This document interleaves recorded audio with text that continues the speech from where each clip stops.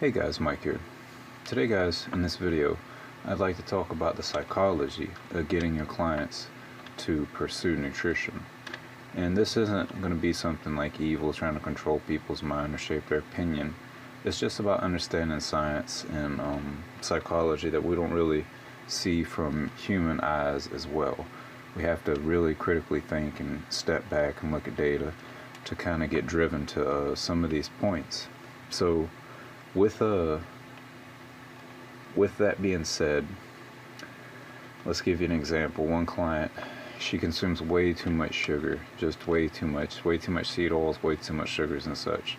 So what my first reaction was to go print out a whole bunch of documents and give her a long lecture about how sugar's stored in the body and about how it's not pertinent to the native diet.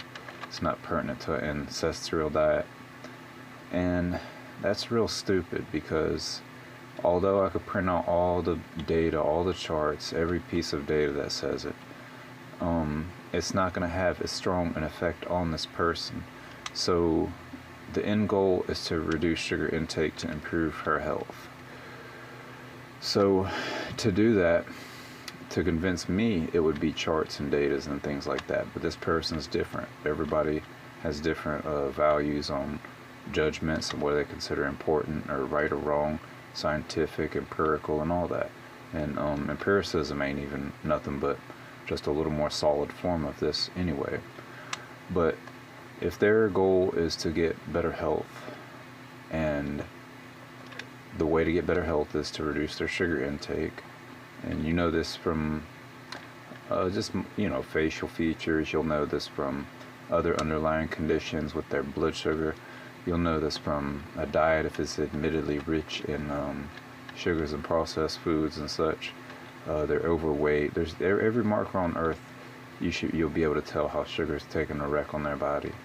So with her, instead of giving her this printout and all of this data and charts and such, instead I took some maple syrup and I showed to her what maple syrup will do when it's sticky. And just this small, we were talking about eyes at this point.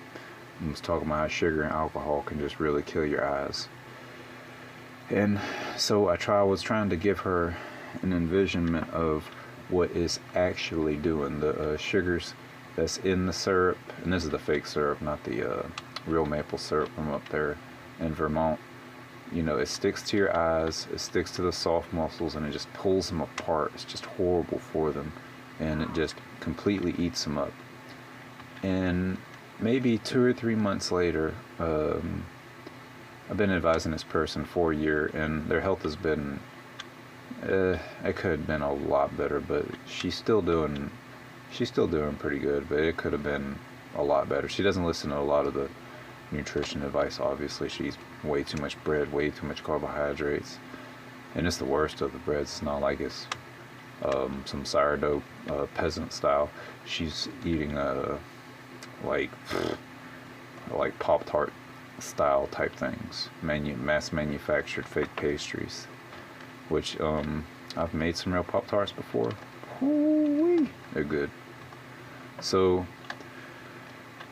maybe a little while after that demonstration, I was talking to her again. I was cooking, and we talked about sugar again. And then she said, "Well, I've been cut down my sugar a whole bunch since you showed me, what it does to your eyes and such." And that really it was a simple. I guess it was always there in my head. It was like a light bulb popped.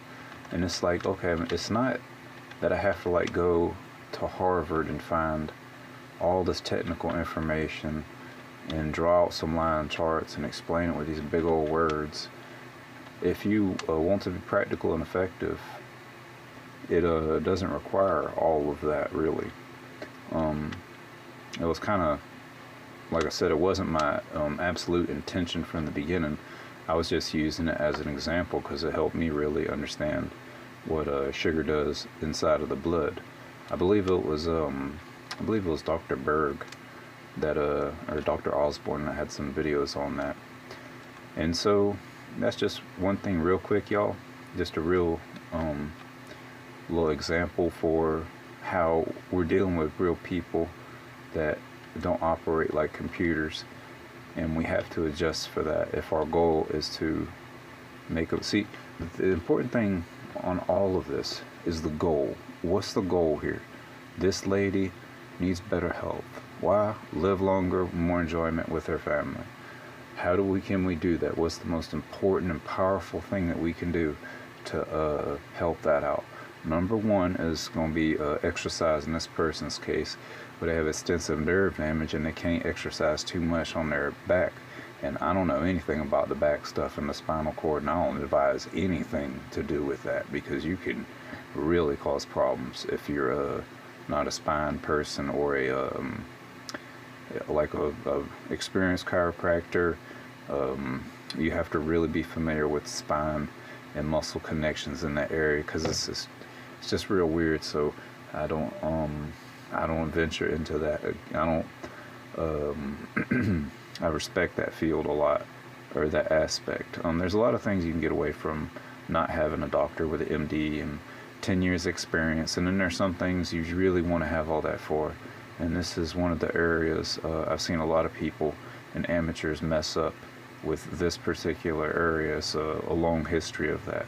So I don't really advise her too much on any exercises that involve the spine or anything close to it. I recommend other exercises, for muscle, legs, and all this, slight neck exercises. So do that, but also she has to cut sugar. So it's harder to get her to exercise than it is to stop eating sugar. And it wasn't I wouldn't initially have known that. I had to play it by ball and see what became effective. And so I'm going to start to try to use a lot more of these visual images and such. I only get people's attention span for such a short time with all the poisoning of the brain and rotting and all of that. But I can still make a massive impacts in that time I do have.